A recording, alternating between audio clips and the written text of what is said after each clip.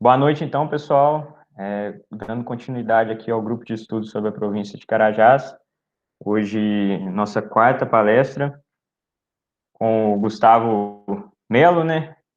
Vou falar aqui um pouquinho sobre a apresentação dele, que dispensa para a gente aqui, mas, mas para quem não está sabendo, ele possui graduação em Geologia, mestrado em Geociências e doutorado pela Universidade Estadual de Campinas.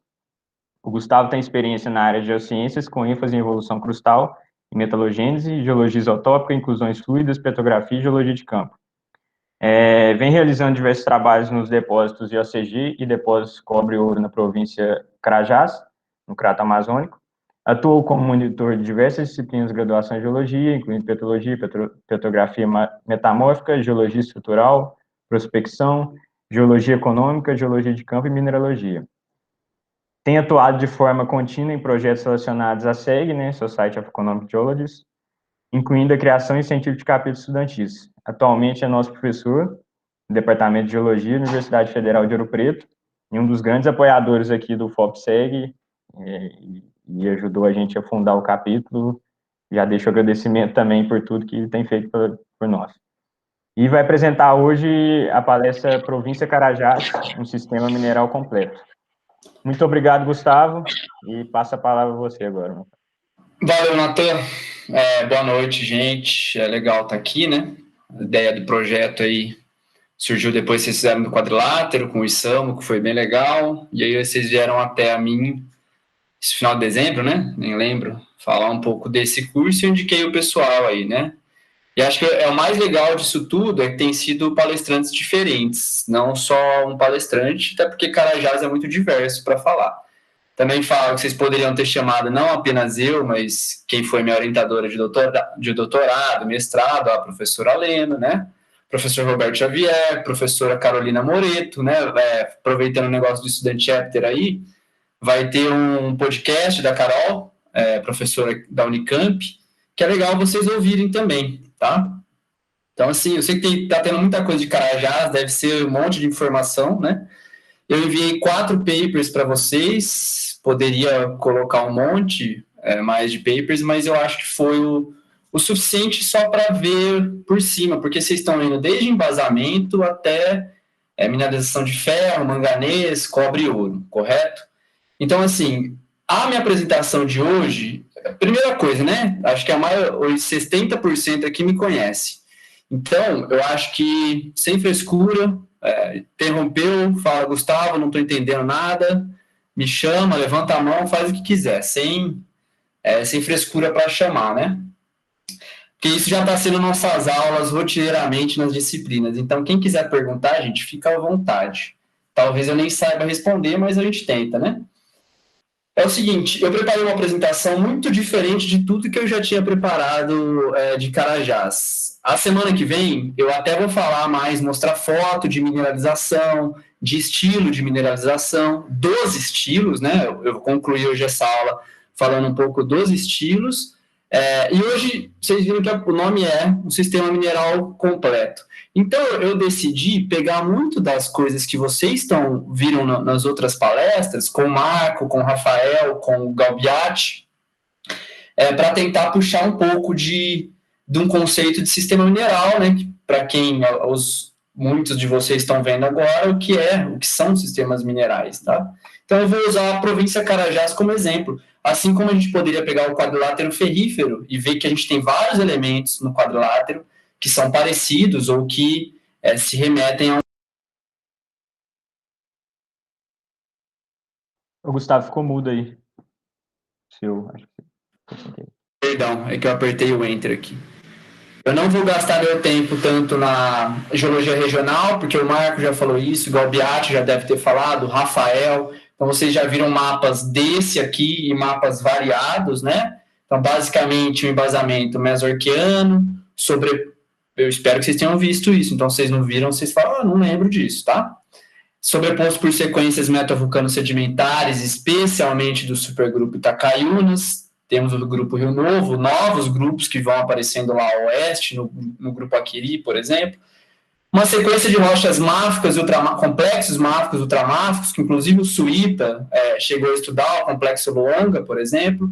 Vários episódios aí de intrusões graníticas, um deles, a Ariela, que está aí, está tentando decifrar se isso é magmatismo, quanto contribui para mineralizações do tipo IOCG em Carajás. Okay? E outras sequências, eu coloquei só Águas Claras aqui, mas tem outras sequências mais jovens, possivelmente paleoproterozoicas, a gente tem tido uma dificuldade em datar isso aí, que sobrepõe isso aí. Então, isso vocês já viram. Eu quero chamar a atenção para isso aqui. Então, o Sigmoid de Carajás, famoso aí, uma imagem de SRTM, né, um modelo digital aqui de elevação. E aí é o seguinte, entre essa semana e a próxima, eu vou tentar fazer o quê? Mostrar para vocês diversos tipos e estilos de depósitos minerais, né?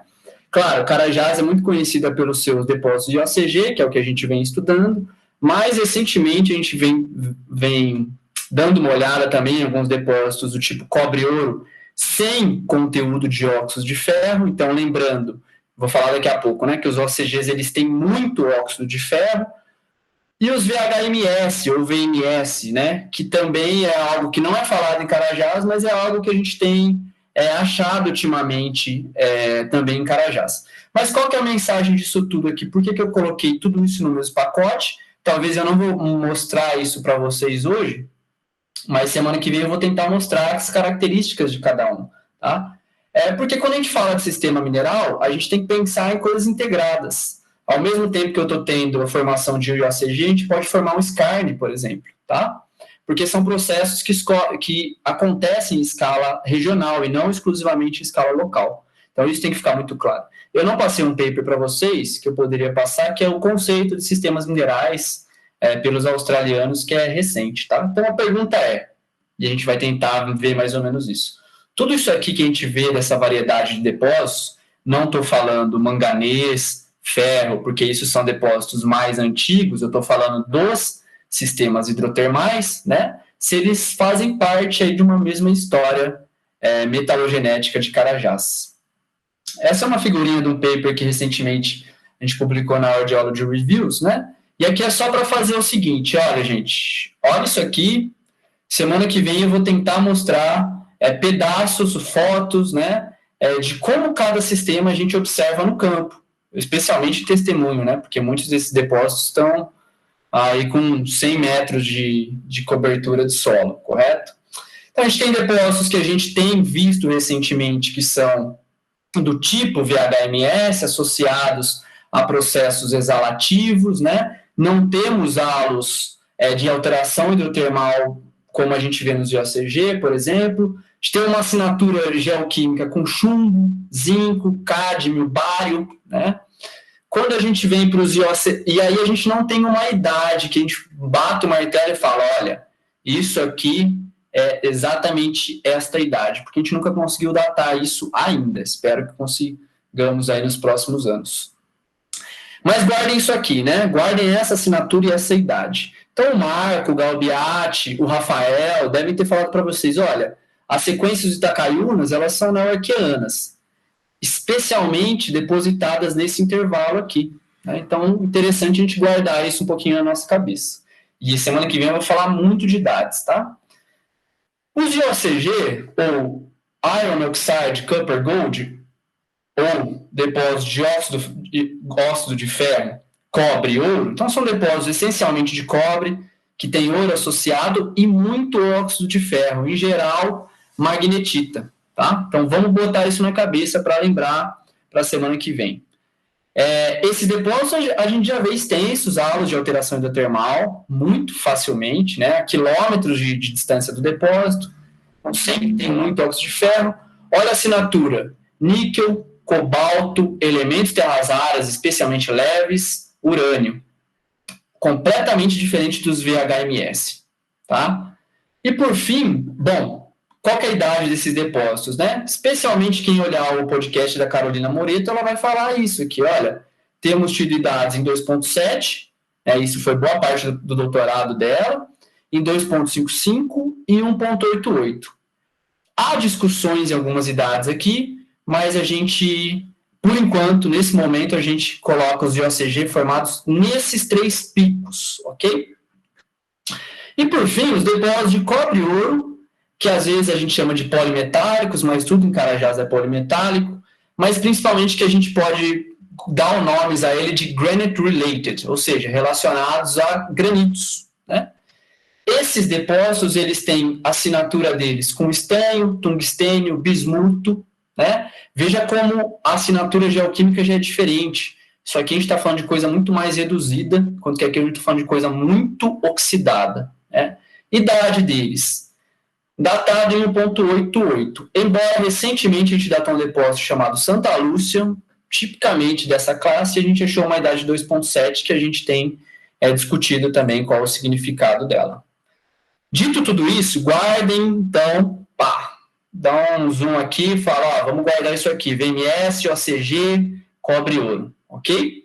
Semana que vem vou dar um destaque muito grande para eles. Mas eu falei tudo isso porque eu quero hoje brincar de sistema mineral. Falar assim, galera, vamos abrir a cabeça e pensar em sistemas minerais, né? Esse é um conceito dos australianos, recente, para a gente entender o seguinte, que a formação de um depósito, ela é o resultado do acúmulo de vários processos geológicos em escalas distintas, tá? O quadrilátero, né, ele é um exemplo até mais bonito que Carajás quando a gente pensa nos depósitos de ouro orogênico que a gente vê aqui, muito mais até que Carajás.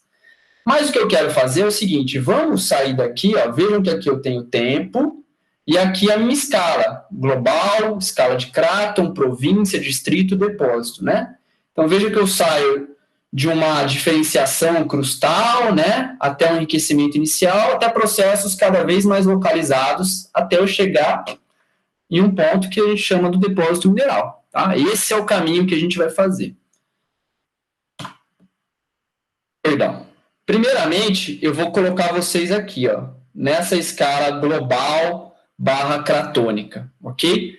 E, claro, não é o que eu vou mostrar semana que vem, porque semana que vem eu vou estar mostrando um testemunho para vocês. A gente vai estar numa escala de distrito / depósito, tá? Então, só quero mostrar o seguinte. Para a gente entender depósitos minerais eles são uma concentração anômala, né, de um elemento, de um metal, por exemplo, de interesse econômico, que acontece por várias coisas. E esse várias coisas inclui mudança na atmosfera, mudança nos processos tectônicos, mudança na composição e temperatura do manto. Então, várias mudanças que a gente vê no globo que causam a formação de depósitos minerais, né?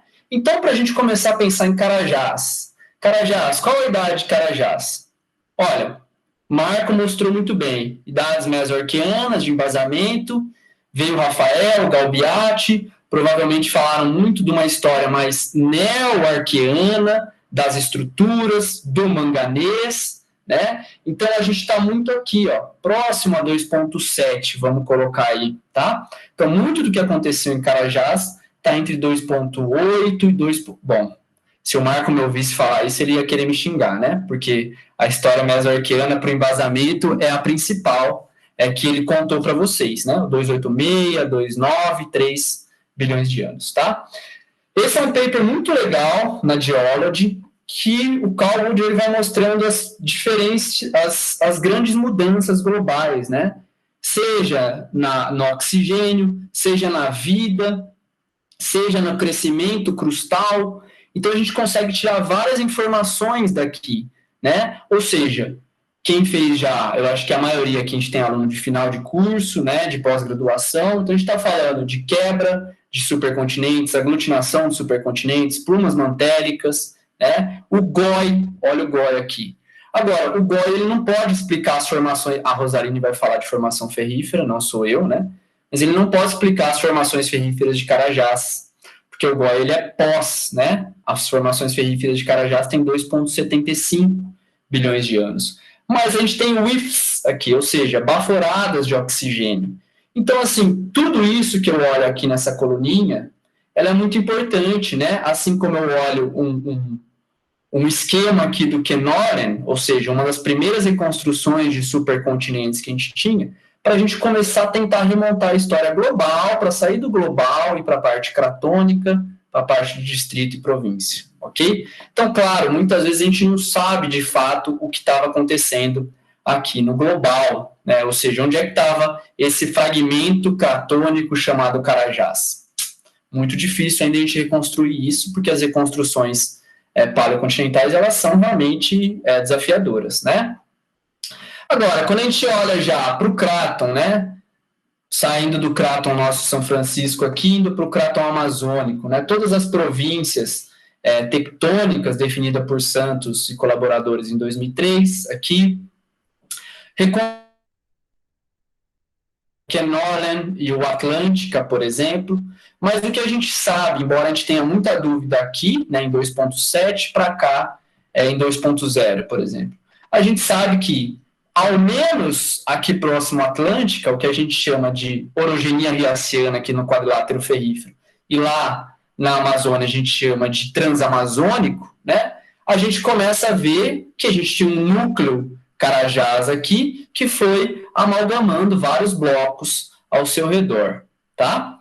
Ah, Gustavo, mas por que você está contando essa história que não tem nada a ver com depósito mineral? Tem tudo a ver com depósito mineral, ok? Quando a gente pega o Craton amazônico, isso é um trabalho do Iago Costa, da CPR, é um trabalho de geofísica bem legal. O que a gente vê, né?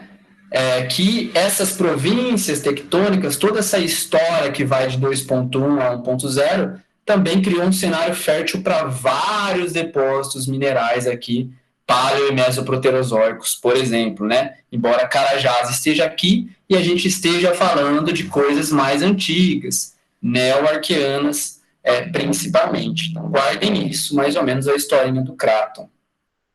Mas beleza, não é essa história única e exclusivamente que vocês querem ouvir de mim, né? Não é para eu ficar falando aqui de supercontinentes apenas, vocês querem ver os processos que vocês me pediram. Olha, Gustavo, queremos ver depósitos de cobre e ouro, do tipo IOCG, principalmente em Carajás. Então, vamos um pouco aqui para a escala de Craton, província, distrito, né? Até semana que vem eu falar muito de depósito. Então, mostrar fotos de depósitos ou de estilos de mineralização para vocês. E para entender esse contexto aqui, tá?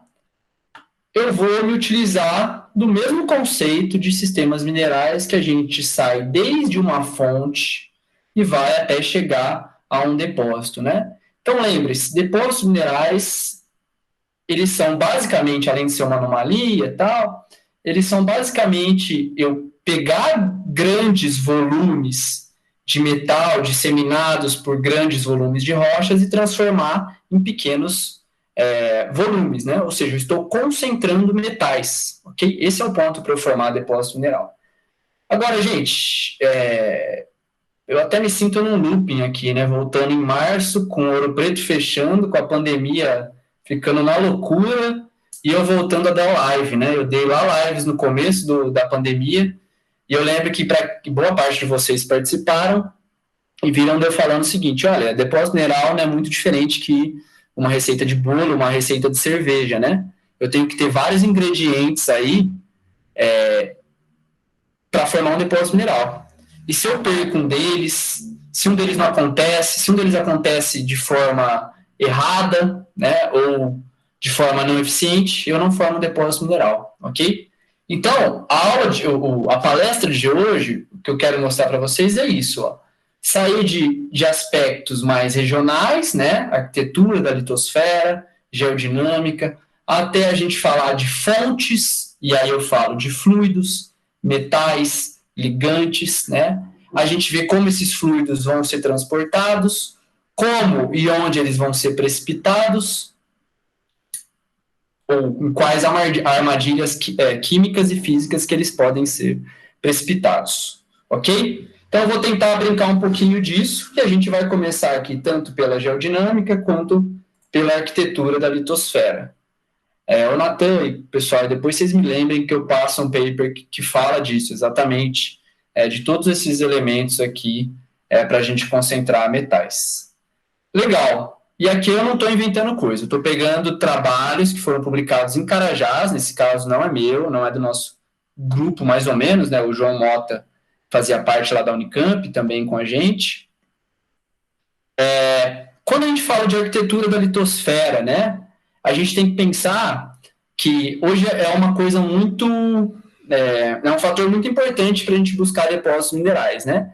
Então, buscar o depósito é, às vezes, a última coisa que a gente vai fazer. Então, a gente precisa abrir nossa cabeça, vir para escalas mais regionais, escalas maiores, né? Onde a gente começa a ver escalas cratônicas, por exemplo, tá? Limites de blocos. Tudo isso me leva a uma coisa que se chama arquitetura da litosfera. Da mesma forma que, às vezes, kimberlitos, né, talvez seja um melhor exemplo para a gente, quando a gente pega um kimberlito, por exemplo, para ele ser diamantífero, né, ele precisa ter uma litosfera mais espessa. Tá? Isso é quase que uma arquitetura da litosfera. Quando a gente vai para IOCG agora, ou cobre-ouro, ou depósitos cobre-ouro em Carajás, o João Mota aqui, para o pessoal da geofísica, já demonstrou de duas formas, né, que os depósitos eles se concentram, eles têm um arcabouço profundo, uma litosfera mais espessa, que pode se localizar esses depósitos, quando a gente olha na anomalia Bouguer, assim como quando a gente olha estruturas mais rasas, a gente vê que grandes descontinuidades crustais também fazem o controle da localização desses depósitos, né? Assim como o Iago Costa também, um geofísico da CPRM brilhante, um cara espetacular aí para falar de geofísica de depósitos minerais, né, de sistemas minerais, fez esse modelinho aqui, né, propondo também por dados geofísicos, então dá para ir lá no trabalho dele pegar o que ele utilizou, se eu não me engano, não foi sísmica passiva, né, para ver também o quê? Espessura da litosfera. E ele fala o seguinte, olha, veja que os depósitos de OCG, eles estão concentrados especialmente onde eu tenho uma quilha, uma litosfera mais espessa, né? E aí a gente começa a falar tanto de estruturas quanto de uma coisa que se fala muito para depósitos minerais. Manto litosférico, subcontinental, metasomatizado. Isso em pórfiro é falado bastante, ou às vezes, né? Em OCG isso é falado muito, eu vou mostrar um pouco daqui a pouco para vocês. Então, a arquitetura da litosfera, né? A gente começa a ver que Carajás é especial porque alguma coisa na litosfera ela tem para formar esses depósitos minerais, né? Quando a gente vai para o domínio Rio Maria aqui a sul, a gente já não vê IOCG. Olha que engraçado. O Marco mostrou para vocês que eles estavam colados já em 2.86, né? Por que em Rio Maria a gente não tem IOCG? Em Rio Maria a gente só tem depósito de ouro do tipo Greenstone, do tipo ouro orogênico, né? Assim, por quê? Uma das coisas que pode ser é a arquitetura da litosfera. Beleza. Geodinâmica é pensar os grandes eventos aí que acontecem no terreno que a gente está estudando. Né? Acho que o Isamo pode falar muito melhor aqui pelo quadrilátero, quando ele tem visto muitas coisas na borda leste lá do quadrilátero, de estruturas possivelmente brasilianas. Né? Que a gente tem mostrando o quê? Que grandes eventos, muitas vezes, eles permitem grande circulação de fluido, nem sempre, né? Mas pode ser isso, tá? Então, a gente tem que, para a gente formar depósitos minerais, isso aqui é muito legal, né? Passa fluido, eu tenho momentos de passagem de fluido, mas que a gente tem que pensar que a geodinâmica são contextos efêmeros. Então, a gente tem que ter, o que significa isso? São momentos de curta duração, onde a gente vai formar depósitos minerais nesses pequenos momentos, ok? Legal. Vamos traduzir isso para Carajás. Então, eu sempre estou fazendo um vínculo com sistemas minerais, Carajás. Esse é um trabalho da Elisa Trumfel, que eu passei para vocês também. Na verdade, a Elisa, A Elisa, ela faz uma revisão de tudo que a gente tinha de geocronologia em Carajás, um trabalho bem interessante, né?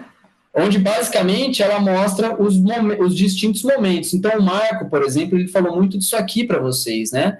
Da colagem do bloco Carajás com Rio Maria, dos domínios Carajás com Rio Maria.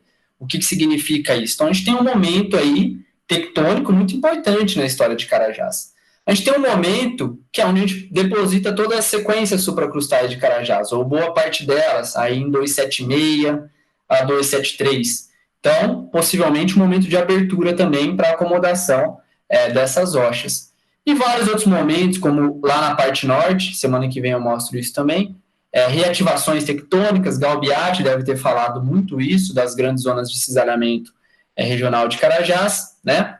Mas o que eu quero falar, que quando a gente começar a ver um pouco sobre as idades desses depósitos, a gente vai ver que eles são reflexo disso aqui, desses grandes momentos de mudanças de tensores, de magmatismo, de metamorfismo, de grandes eventos tectonomagmáticos que ocorrem na província, tá? Então, se eu pegar em 1,5 bilhões de anos, Carajás estava lá, parte do Craton ainda estava se formando, mas Carajás estava estável.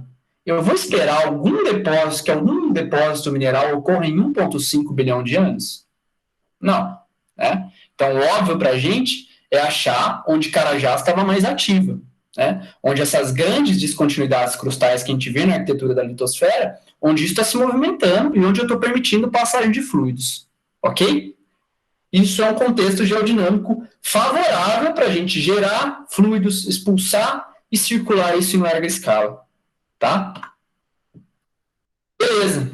Vamos um pouco agora para fontes de fluidos, ligantes e metais. E aí, para quem fez geologia econômica, vai falar, pô, Gustavo, você está falando de uma coisa que pode ser a mesma coisa. Olha só, pode e não pode, né? Tudo na geologia é talvez, essa que é bom, né? Você pode falar que sim, pode falar que não. Brincadeira, pessoal. É o seguinte, quando a gente fala de fontes, a gente tem que pensar o seguinte, aqui está um esqueminha do Robb, né, um livro famoso de geologia econômica, onde a gente vê vários locais favoráveis para formar fluidos conatos, fluidos metamórficos, fluidos magmáticos, né, fluidos da água do mar, que vai ser água do mar evoluída, fluidos meteóricos, enfim, diversos cenários, né. Então, a gente tem que ver o seguinte, que quando a gente fala de componentes, né, e componente significa fluido, o próprio fluido, metais e ligantes. Esses ligantes são cloreto e enxofre, principalmente, né? Eu posso ter um cenário, gente, onde eu tenho, basicamente, um caso de um pórfiro, ou muito semelhante a um pórfiro, ou a um skarn, por exemplo, né? Onde eu tenho a colocação de um corpo granítico, né? Nesse caso um pórfiro, que ele vai gerar fluidos, que ele vai conter metais, e muitas vezes vai ter enxofre também, tá? Então, todos os ingredientes estão ali, naquela intrusão granítica, naquela intrusão porfirítica, ok? Por um outro lado, eu posso ter esses elementos vindo de diferentes locais. Então, eu posso, por exemplo, ter um granito gerando fluido, mas ele vai passar e lixiviar a rocha máfica para pegar metal, né? Mas, ao mesmo tempo, ele vai lixiviar sequências supracrustais para se enriquecer em salinidade, mas também em enxofre, em cloreto e enxofre. Tudo que eu preciso para formar depósitos de cobre e ouro. Estamos falando aqui de cobre e ouro, ok? Então, vamos lá brincar um pouco de Carajás, o que isso significa também. Primeira coisa, eu tenho que pensar, e semana que vem talvez isso faça mais sentido para vocês, que em Carajás, eu já falei um pouco, eu não posso colocar um modelo genético para os IOCG, por exemplo. Por quê? Porque eu tenho que considerar o tempo, né? Então, eu tenho IOCG formando em 2.7, eu tenho IOCG formando em 2.5, eu tenho IOCG formando em 8.8. Então, os cenários não vão ser os mesmos, ok? Esse é um paper que está aceito agora, também que a gente submeteu na Precambrian Research, né, falando um pouco de dois cenários aqui. Eu nem me atrevo a juntar tudo num único paper, é muito difícil isso, né? Mas aquele cenário mais antigo, que vocês viram o manganês, que vocês vão ver o ferro, que vocês estão vendo sequências supracrustais, né? Então, aqui, eu não estou falando de IOCG, tá? Eu estou falando do ambiente mais antigo que me permite a formação de VHMS, por exemplo, tá? Não vamos focar muito aqui, ok? Mas quando a gente vai para 255, mais ou menos, especialmente na porção norte de Carajás, a gente tem, ou provavelmente tem, é isso o mestrado da Ariela, é isso o doutorado de uma outra doutoranda nossa, Poliana, lá da Unicamp, que estão vendo o seguinte, será que tem granito aqui para formar a mineralização? A gente tem uns corpinhos ali que são bem estranhos, que a gente está estudando qual é a possibilidade deles fornecerem fluidos para os depósitos de OCG. Então, tudo que eu for falar de fonte aqui é total especulação. Especulação não seria a palavra, né? Mas total coisas que a gente tem visto, que a gente acha, como idades, isótopos estáveis, isótopos radiogênicos, elementos traço. Então, tudo isso vai dando, ou seja, essas técnicas analíticas vão mostrando um caminho para a gente, falando, olha, talvez essa magnetita que formou aqui seja de um granito. Não, talvez isso seja da água do mar, ok? Nesse caso, esse paper aqui é basicamente focado em turmalina, tá? E ela mostrou que a gente tem gerações distintas de turmalina. Então, nesse cenário, eu estou falando o seguinte, olha, gente, um cenário possível é granito gerando fluido, traduzindo esse slide, ok? Um outro cenário possível, esse é um modelo recente que saiu na South America, na Journal of South American, do Noivaldo Teixeira. O Noivaldo já fala assim, não, granito de jeito nenhum. O que pode ser, então? Aquela litosfera mais espessa, onde eu tenho, provavelmente, momentos eu tenho momentos de plumas, né? Plumas que trazem, muitas vezes, fluidos, né, para a superfície. Então, o Noivaldo já fala, não, olha, o manto aí talvez seja o cara principal que está gerando fluido. Especialmente qual manto? Esse aqui. De novo, chega aquele cara, o manto litosférico, subcontinental, metasomatizado. Esse cara tem uma assinatura geoquímica muito parecida com os IOCG. Outra possibilidade, então eu não estou batendo martelo aqui em nada, são todos modelos, ok? Aqui é uma possibilidade que eu estou colocando, né? Eu já falei disso com o Marco. Quem que se lembra desse modelinho aqui? 2, 3 semanas atrás, sei lá, professor Marco Delinardo falou dos migmatitos, do embasamento mesorquiano. Olha que interessante, os depósitos são todos mais jovens que 2.7. O Marco contou uma história 286. Quem estava aqui, lembra que eu interrompi o Marco e falei, Marco, o que você acha disso para a fertilidade de Carajás? Olha só, o que o Marco fala é o seguinte, eu tenho a colisão do Rio Maria com Carajás, isso não é cerveja, viu? É água. Embora quisesse que fosse queria que fosse uma cerveja agora. O Marco fala o seguinte, olha, eu tenho colagem do Rio Maria com Carajás, que nessa colagem eu posso metasomatizar o manto, né? E aí eu posso falar o seguinte, olha, qual é a probabilidade desse evento bem mais antigo que os depósitos ter fertilizado a crosta de Carajás? Foi isso que eu perguntei para ele naquele momento. Ele me respondeu, olha, é uma possibilidade. Então eu posso procurar também pensar se essas rochas e eventos mais antigos eles têm uma possibilidade de fertilidade para vir os depósitos depois. Lembrando que vai passar fluido nessas rochas, né? Beleza. Falei um pouco, aqui eu estou falando mais de fonte de metais do que de fonte de fluidos, né? Então, os fluidos eu coloquei ali 2 opções. Fontes de metais, né? Coloquei embasamento, numa crosta pré-fertilizada aí. Posso pensar também em quem? Quando a gente pega nas próprias rochas, né? As rochas de Carajás. O que Carajás tem muito, por exemplo? Por que a gente está falando que Carajás é um sistema mineral completo? Porque ela tem muitos dos ingredientes que eu tenho para formar um negócio tão eclético, assim, né? Polimetálico, com diferentes tipos e estilos de mineralização, tá? Então, eu tenho um magmatismo muito forte, um magmatismo basáltico, lá em 2,76, 2,75 bilhões de anos, né? E quando a gente olha o cobre, por exemplo, o cobre ele é muito mais presente nessas rochas máficas, até mais que às vezes ultramáficas, né? Mas é pouco presente nas rochas, em magmas, nesse caso, mais iolíticos, mais graníticos, ok? Então, um cara também que poderia ser a nossa fonte seriam os magmas ou as rochas basálticas, ser fonte de cobre, né? Assim como se cogita aqui no quadrilátero ferrífero falar, será que as rochas máficas, ultramáficas, que podem conter o ouro, ok? E depois isso ser reconcentrado? O que significa? Que eu vou ver mineralização de cobre em basalto? Não, significa só que isso, de novo, estava diluído ali por centenas de quilômetros e o fluido reagiu com essa rocha, lixiviando esses metais, ok? Eu tenho complexos máficos, ultramáficos, tipo Luanga, que eu falei para vocês que o Suíta já estudou, né? Que são depósitos de níquel e cobalto. Alguém se lembra que lá atrás eu falei o seguinte, olha, os IOCG de Carajás, eles têm muito níquel e muito cobalto, né? Da onde vem esse níquel e cobalto? Olha aqui. Então, as rochas ultramáficas, ou os complexos máficos, ultramáficos, tipo Luanga, Vermelho, Onça-Puma, eles podem ser os responsáveis por essa assinatura com níquel e cobalto.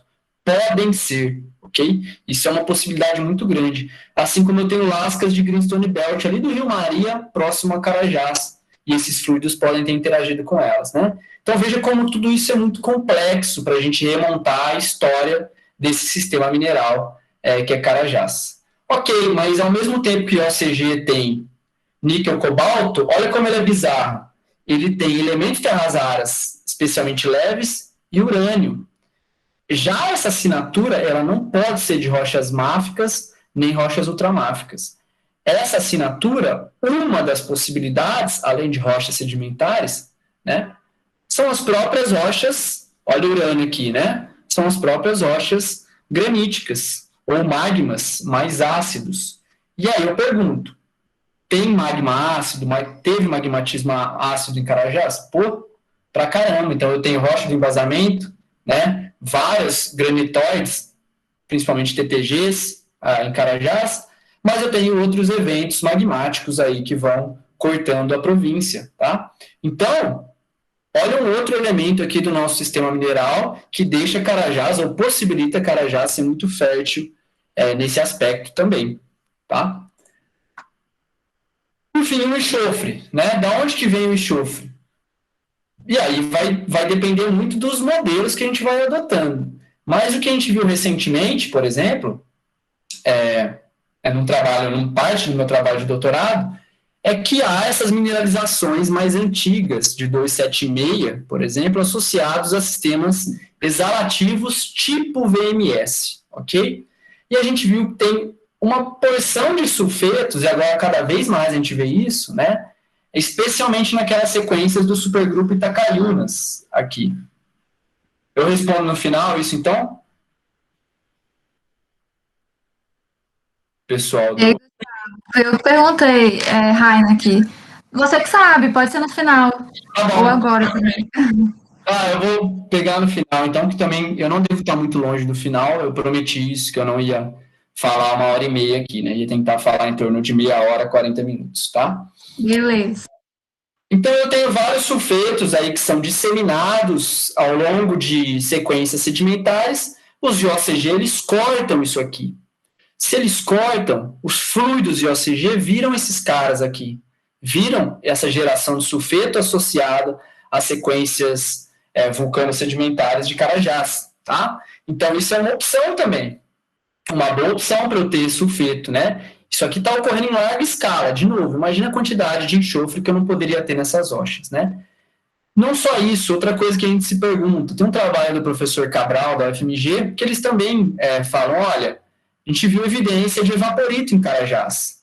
Evaporito seria essencial, seria uma rocha muito interessante. Por quê? Ao mesmo tempo que a gente está ganhando enxofre, a gente está ganhando cloreto, salinidade. E salinidade a gente vai ver que é importantíssimo para transportar cobre, por exemplo. Beleza, estamos acabando o nosso caminho aqui, quase acabando a nossa palestra também, tá? Transporte e migração, então. Como é que a gente transporta esses fluidos?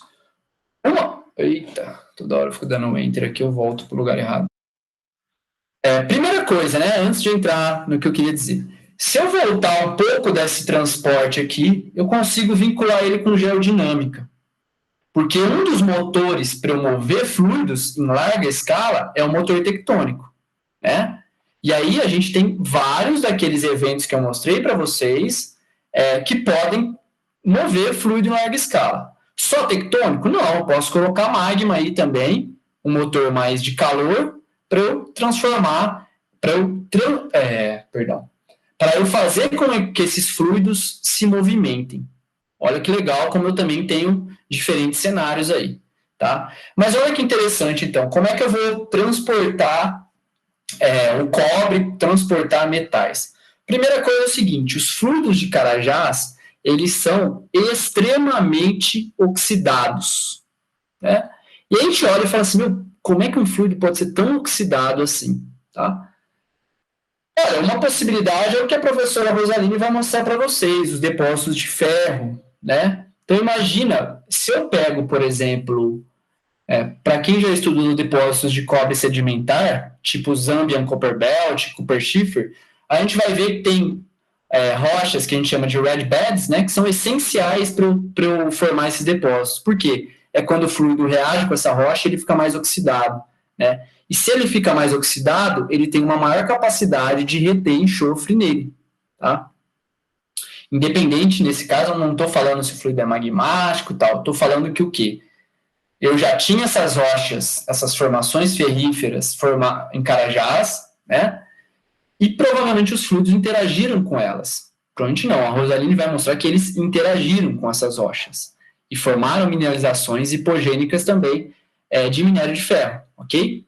Então, é interessante, eu estou mostrando as formações ferríferas porque elas são um elemento que fala assim, legal, isso pode ser uma evidência que eu transformei o fluido mais oxidado. E não necessariamente a fonte direta dele era tão oxidada assim. Então, a reação com as rochas regionais, ela vai transformando o fluido. Essa é a mensagem que eu quero passar com esse slide. Por um outro lado, a gente tem que pensar, legal, fluido surgiu, já lixiviou o metal, tal, mas assim, como é que eu transporto metais no fluido?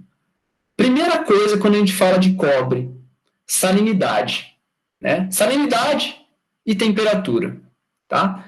Então, uma coisa muito importante é a gente pensar, e aqui eu selecionei para vocês os elementos, né, que a gente mais tem nesses depósitos: cobre, ouro, ferro e elementos terras raras, tá? Então, vejam que os complexos cloretados, eles ocorrem quase em todos aí os elementos, exceto talvez nos elementos terras raras, que eles são muito mais transportados por complexos fluoretados. Agora, quando a gente vai em vários depósitos de ACG, sabe o que a gente vê?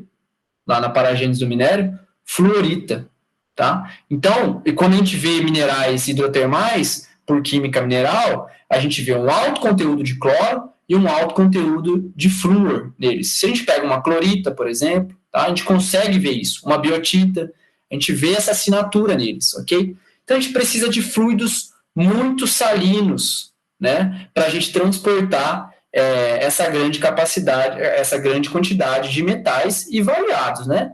Então, é muito difícil também fazer uma modelagem, uma simulação, porque aqui eu botei os principais. Mas imagina se a gente bota níquel e cobalto aí, como é que fica essa história? Se você fala de níquel e cobalto para um petrólogo, ele vai até falar, não, esses elementos eles são imóveis, são compatíveis, não vão gostar de fase fluida, né? Mas a gente tem trabalhos, por exemplo, do professor César Ferreira Filho, da Maria Emília, acho que não, mas o César tenho certeza que tem, né, que já está mostrando que a gente tem mineralização de níquel em Carajás hidrotermal. Olha que interessante. Então, esses fluidos são uma coisa muito louco aí mesmo, em Carajás, ok? Além disso, né, esses fluidos estão interagindo com rochas, pegando sal, alta salinidade. O que eles precisam? Se eu não tiver estrutura, fluido vai migrar?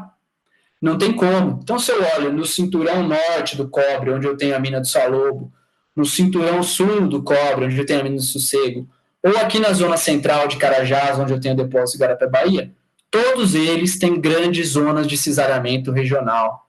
E é onde se concentram esses depósitos minerais. É onde eu tenho a maior passagem de fluidos, né? Se a gente anda aqui nesses granitos, nesses granitóides, mesmo fora de depósito, a gente vê que fluido passou por ali. Como? Vê vários minerais hidrotermais no granito, né? Ele cisalhado, cheio de clorita, biotita, escapolita, né? Todos os minerais aí, muitas vezes hidratados, e no caso da escapolita, um mineral que está me falando, olha, passou fluido com alta salinidade aqui, ok?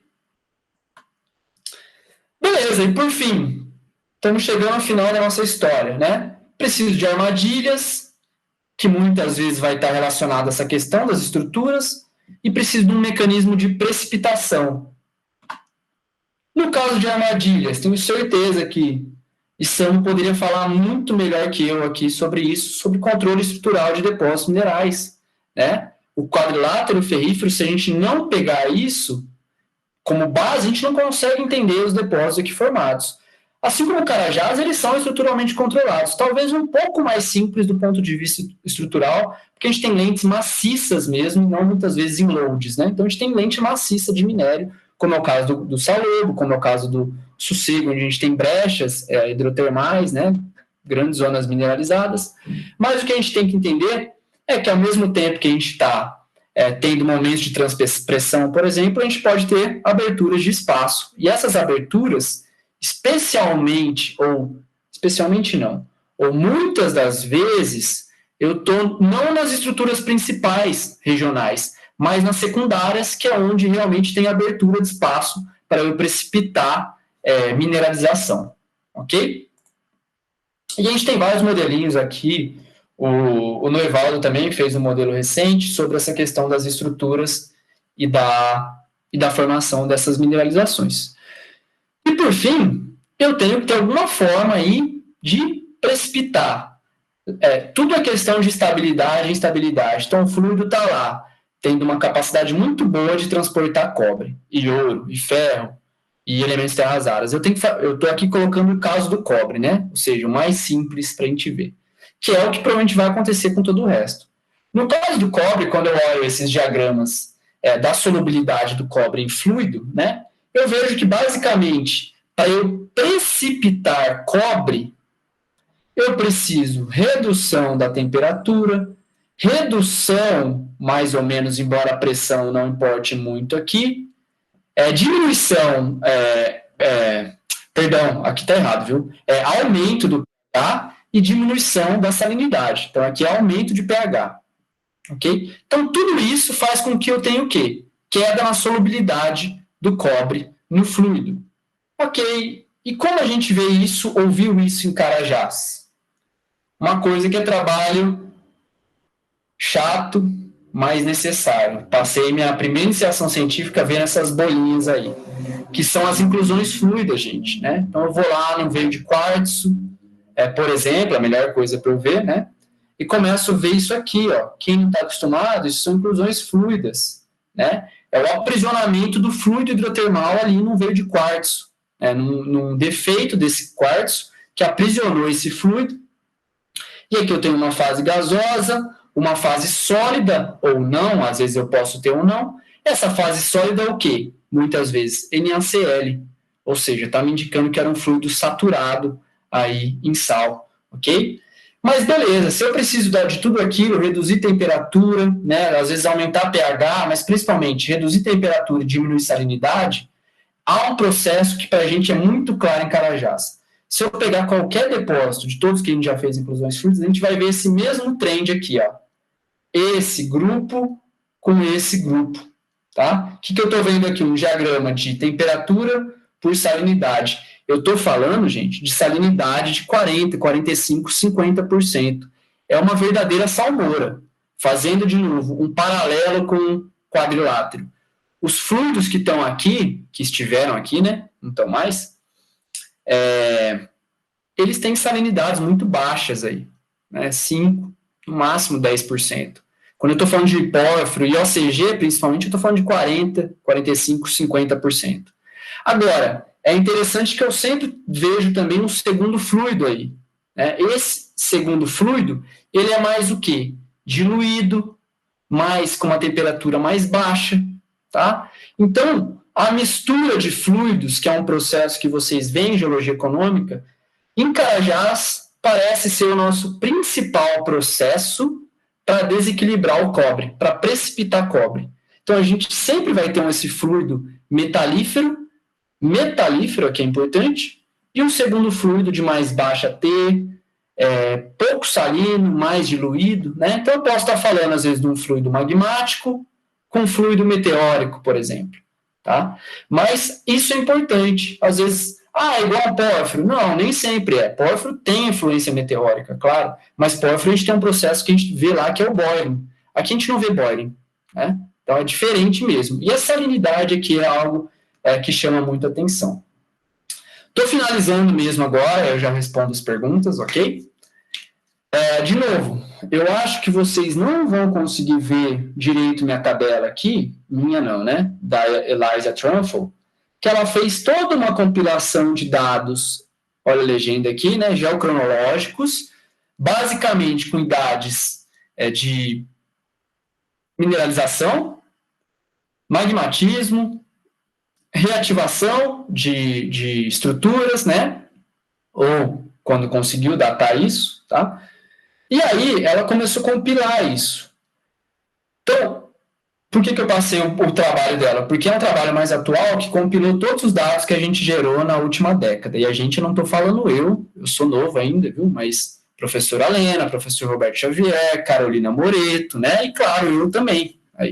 Mas aí, e é claro, o pessoal da UFPA, agora o pessoal de Brasília tem trabalhado com isso, professora Rosaline, ou seja, tem muita gente que trabalhou ou trabalha em Carajás. Perdão que estão me ligando aqui. Que trabalhou ou trabalha em Carajás, né? Então, ela fez uma compilação. Acho válido vocês lerem isso, especialmente para a semana que vem. Por quê? Porque o que eu falei até agora, tudo isso que eu falei até agora, né? Saiu um fluido, pegou metal, pegou enxofre, passou pela rocha A, passou pela rocha B, teve a estrutura Y, precipitou na estrutura Z.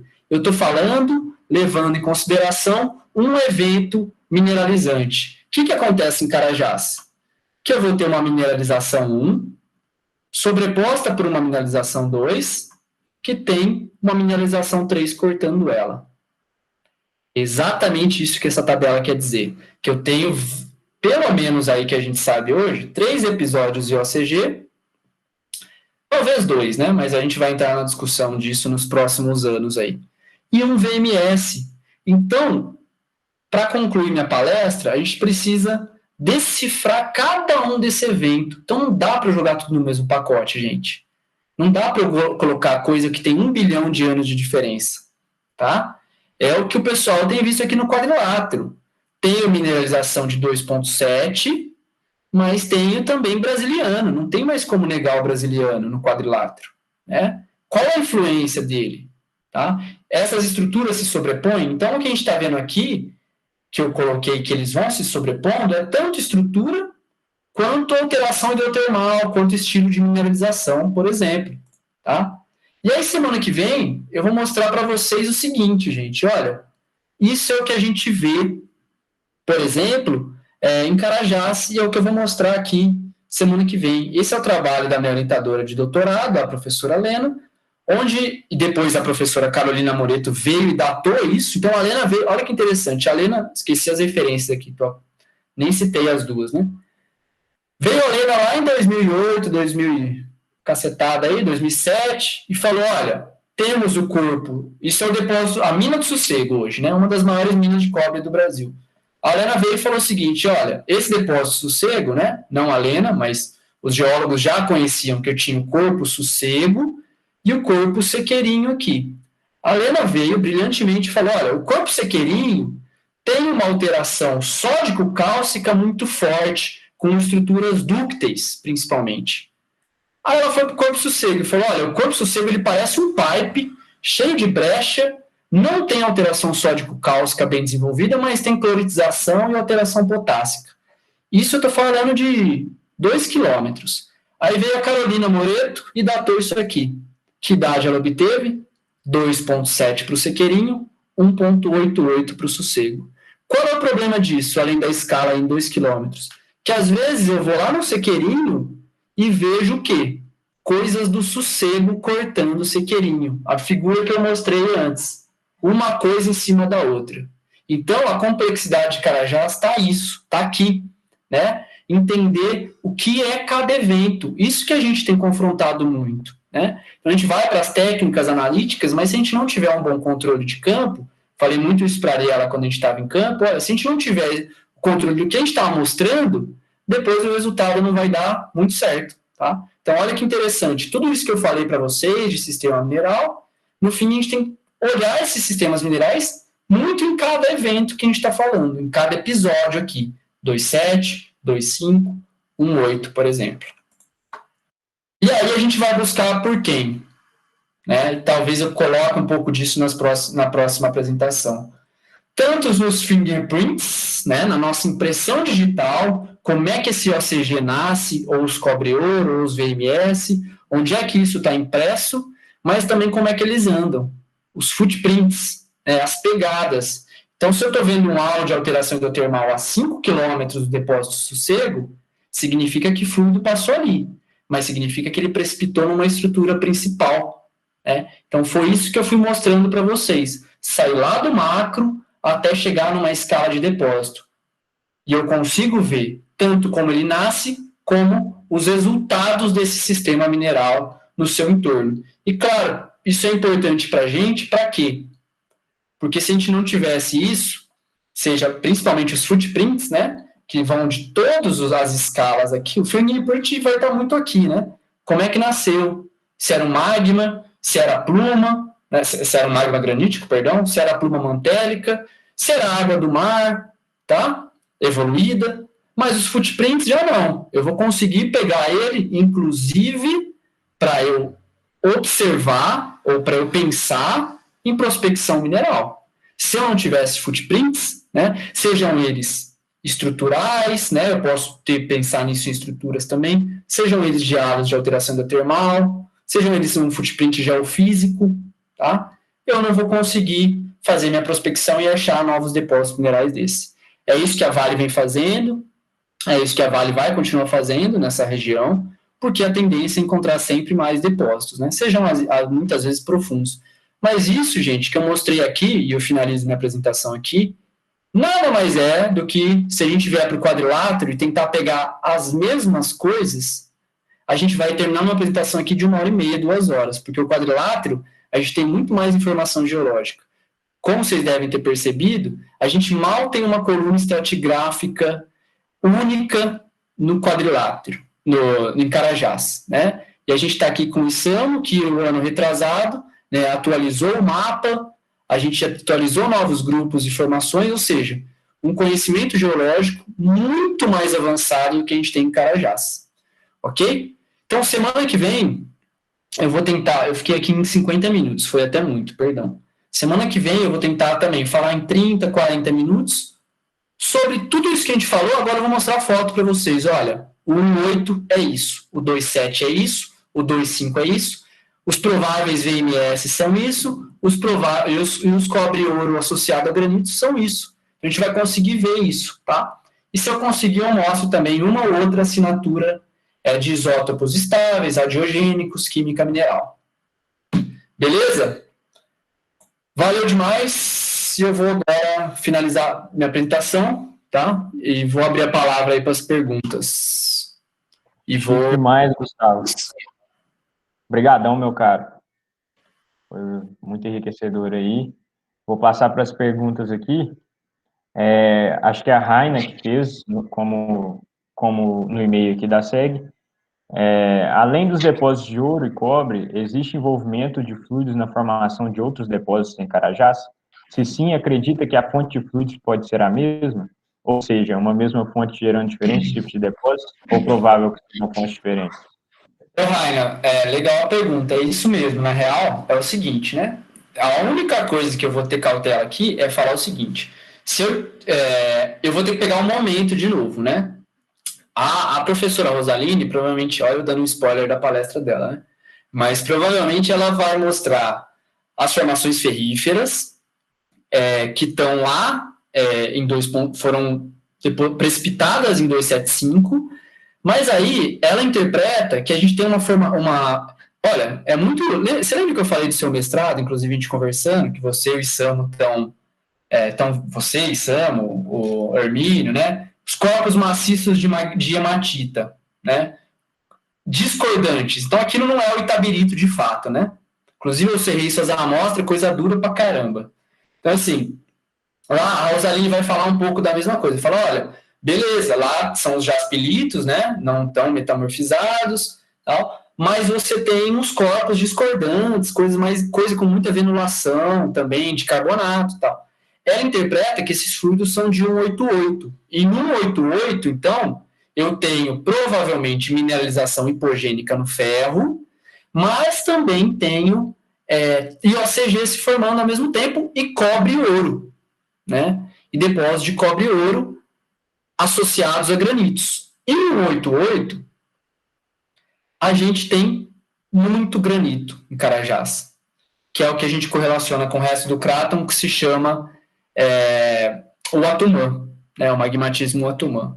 Então é o seguinte, eles podem sim, e nesse caso eu te falei do 188, formar diferentes depósitos minerais, mas é o mesmo sistema mineral, esse é o conceito, né?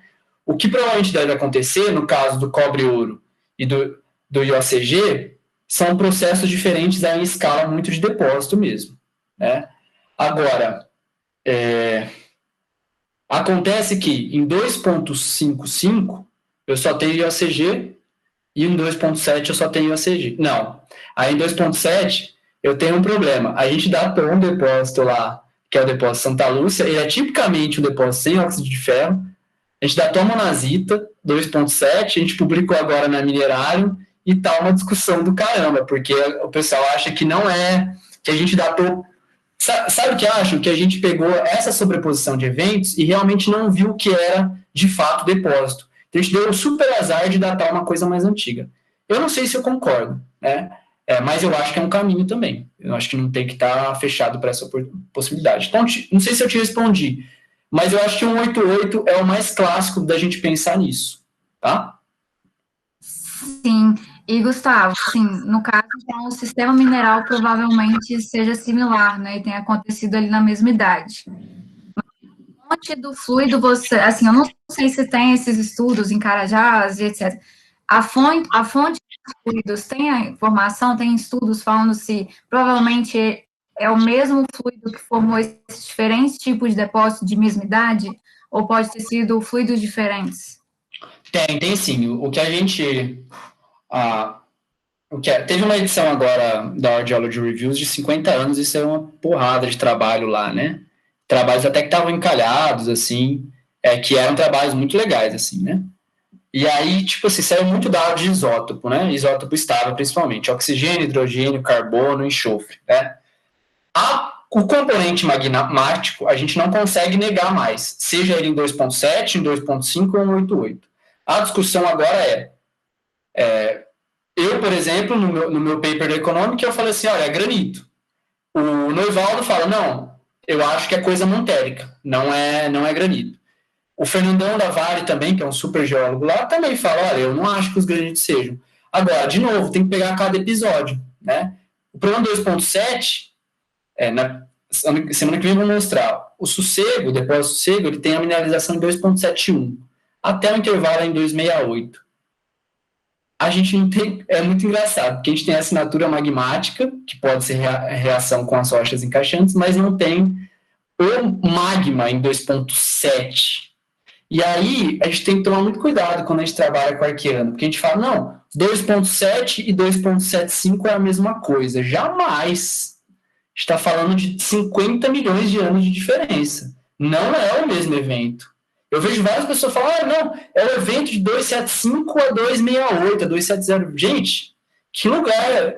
Vamos pegar os Andes hoje. Não existe, cara, nos últimos 50 milhões de anos, quantos episódios de pórfiro a gente não teve nos Andes? Né? Um sistema hidrotermal, se ele for pulsante, ele vai durar aí 5 milhões de anos. Né? Mas se eu pegar um sistema muito único, pequeno, é 1 milhão de anos no máximo. Né? Então, para a gente fica difícil às vezes. Esse é o problema de trabalhar com geocronologia, metalogênese e datação no arqueano. Às vezes o nosso erro é maior que o próprio intervalo, né? Mas a questão é essa, de novo, a fonte magmática, hoje a gente já sabe que existe, independente do evento. Agora a gente quer correlacionar qual, onde, né? O meu co-orientador, o professor Roberto Xavier, por muitos anos ele falou, não tem magma, é água do mar evoluída. O problema é que a água do mar ali, ela por exemplo, 2,7, você já não tem bacia ali. Acabou o Itacaiunas. 2,7 você está fechando, invertendo a bacia e já não tem mais água do mar ali. Então, assim, é complicado. O que eu falo hoje eu tento falar, beleza, qual evento você está falando? É o 2,5? Vamos lá no norte, vou mostrar também semana que vem. Se é o 2,5, a gente vai tratar de uma forma. Se é o 2,7, se é o 188, a relação com o magmatismo é a mais clara que a gente tem. O 188, hoje todo mundo fala, não, beleza, 188 é granito, né? Ok? Beleza, Gustavo. Obrigada aí pela resposta. Imagina, o Flávio perguntou aqui, se depósito ocorre no mesmo nível crustal, epitermais e mesotermais? Nossa, ótima pergunta, na verdade. É o seguinte, Flávio, também eles não ocorrem, né? É como eu disse agora há pouco, no antepenúltimo slide, e semana que vem eu vou falar um pouco disso, é exatamente isso, Flávio. Se você pega no mesmo depósito, a gente está falando da mina de Sossego, o corpo Sossego ele é um, o corpo Sequeirinho é outro. Né? Antes eu achava que era só uma diferença pequena, mas não. O Sequeirinho ele é ductilmente deformado. Né? Você vê milonito lá dentro. Quando você vai para o Sossego, você não vê muita deformação dúctil e vê mais o quê? Abertura e preenchimento de espaço. Né? Estruturas mais rúpteis. Isso acontece no alvo 118 também, que é um outro depósito paleoproterozoico, também é um depósito bem grande, não é mina hoje, mas tem mais de 100 milhões de toneladas. Olha que interessante, o alvo 118, ele não tem muito das estruturas dúcteis, e além disso, ele é o único IOCG em Carajás, ou o único até agora, né? O único que a gente conhece. E nisso a gente tem que entender que o pessoal da Vale conhece muito mais que a gente, né? O IOCG é o único que a gente tem reportado que o principal óxido de ferro não é a magnetita, é a hematita. O que significa que, além dele ter as estruturas mais rúpteis, no nível crustal mais raso, a hematita, eu não gosto muito de pegar modelos e tal, mas eu acho interessante. Se a gente pega o modelo do Hitzman lá para a IOCG, lá de 92, atualizado em 2000 e tal, o Hitzman fala o quê? Olha, depósito profundo, zona com magnetita. Depósito raso, hematita. E a gente chega no alvo 118, um depósito paleoproterozoico, rúptil com hematita. Isso não é o que a gente encontra no arqueano. Então, o pessoal da Vale, inclusive, a gente brinca que eles datam mineralização no olho. Né? Começou a ver muita hematita, estrutura dúctil, alteração sódico-cálcica, arqueano, neo-arqueano. Começou a ver coisa muito rúptil, muito veio de quartzo, começou a ver muito veio de quartzo, veio de carbonato, não está vendo óxido de ferro, ou muito pouco, ou hematita, paleoproterozoico. Né? Então, isso é algo que a gente já tem mais ou menos essas questões mais de olhar, né, descritivas, a gente tem mais um consenso. Né? O que a gente tem discutido agora são os modelos genéticos, que a gente, de novo, não pode botar todo mundo no mesmo pacote. Ok? Respondi sua pergunta? Ou tentei, pelo menos. Mais perguntas, pessoal? Eu tentei fazer algo Se bem... quiserem abrir o microfone também, né, Gustavo? galera, abre o microfone aí, né? De gente de microfone fechado e câmera desligada, eu já estou bem acostumado nas aulas na semana, né? Então, assim, aqui no Estudantietro a gente pode ser mais informal. Então, assim, eu tentei fazer uma palestra, eu nunca tinha feito uma palestra assim, de Carajás, né? Sempre, se você pegar as minhas palestras, do Robertinho, da Lena, da Carol, são sempre muito parecidas. Essa eu falei, não, eu vou dar uma mudada aqui, falar um pouco de coisas mais globais, né? E aí tentar ir lá do global até o local. E aí já dei o pulo para vocês para a semana que vem, ok? Talvez vai ter mais a cara da mineralização que eu falei essa semana, das mineralizações. Bem, pessoal, alguém quer fazer mais alguma perguntinha? Ó, Bom, traí a UFOP aqui Viu? Tô com o símbolo da Unicamp, desculpa. Não, eu tô representando aqui, eu acho. Você tem que mudar de lado já passou da hora. Mas é isso aí, pessoal. Ariel, quer falar alguma coisa? Não, eu só ia dar uma zoada. Que eu só deixaram usar essa camisa porque ele é o palestrante hoje, senão... Foi mal. Foi correria o dia e fiquei com a mesma camisa aí, perdão. É a mesma de anteontem, né, Gustavo? Pô. Quarentena, né? Só você... Então tá bom, galera. Se ninguém tiver mais pergunta, a gente fica marcado para a semana que vem de novo, reencontro. E agradecer o Gustavo de novo. Muito obrigado, viu? Valeu, pessoal. Obrigado a presença de todos também.